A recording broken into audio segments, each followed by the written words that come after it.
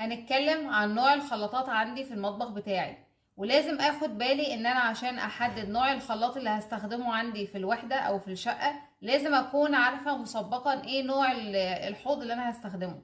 وطبعا ده بحدده بناء على المساحة بتاعتي، مساحة المطبخ. فبناء عليه هتعرف مساحة الحوض عندك قد ايه، لان طبعا كل حوض وليه الخلاط المناسب بتاعه. فلازم تكون عارف كويس جدا نوع الحوض اللي انت هتستخدمه، بناء عليه تحدد نوع الخلاط. وكل الكلام ده زي ما قلنا لازم اكون محدداه وانا في بند السباكة اثناء التأسيس بتاعي. يعني من اول ما تيجي تشطب الشقة بتاعتك لازم تكون عارف مسبقا ايه الفرش بتاعك في الوحدة بتاعتك اللي هو في المطبخ والحمام وهكذا. طيب انا دلوقتي عندي 3 انواع للخلاطات. اول نوع عندي اللي هو الخلاط الحائط، وده منه نوعين.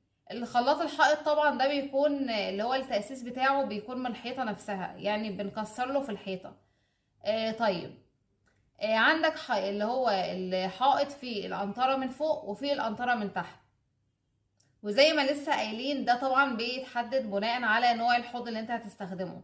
يعني القنطرة دلوقتي لو من فوق اللي هو المية المخرج بتاعها بيكون من فوق، ده طبعا لو الحوض هيبقى بعيد هتبقى المساحة أكبر. لكن طبعا لو هي من تحت بيكون الحوض هيبقى اللي هو المساحة بتاعة الحوض هتكون أصغر شوية، ممكن من 40 ل60. فلازم كل الكلام ده تكون انت عارفه وتكون مختاره من البداية. دلوقتي التأسيس بتاع اللي هو الخلاط الحائط بتاعي لو هو القنطرة من فوق بيكون من 120 ل 125 سنتي، ده اللي هو التأسيس بتاع البارد والسخن. واخد بالي طبعا المسافة بين البارد والسخن بتكون من 16 ل 17 سنتي.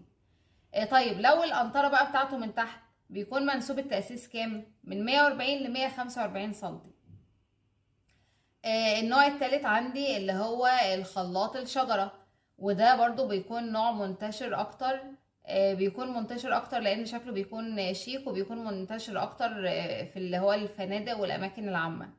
ده طبعا المنسوب التأسيس بتاعه بيكون نفس منسوب الحوض. ومنسوب الحوض بتاعك اللي هو حوض المطبخ بيكون المنسوب بتاعه على 90 سنتي.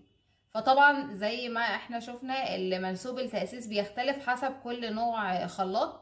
ولازم من البداية اللي هو وانت بتختار يعني نوع الخلاط لازم تروح المكان اللي هتشتري منه، ولازم تعرف اشكال الخلاطات عشان تعرف هتختار من الشكل المناسب ليك بناء على الحوض بتاعك، علشان تعرف المهندس والصنايعي يكونوا عارفين من البداية ايه اللي انت هتستخدمه، فبناء عليه بنعمل منسوب التأسيس المناسب لينا.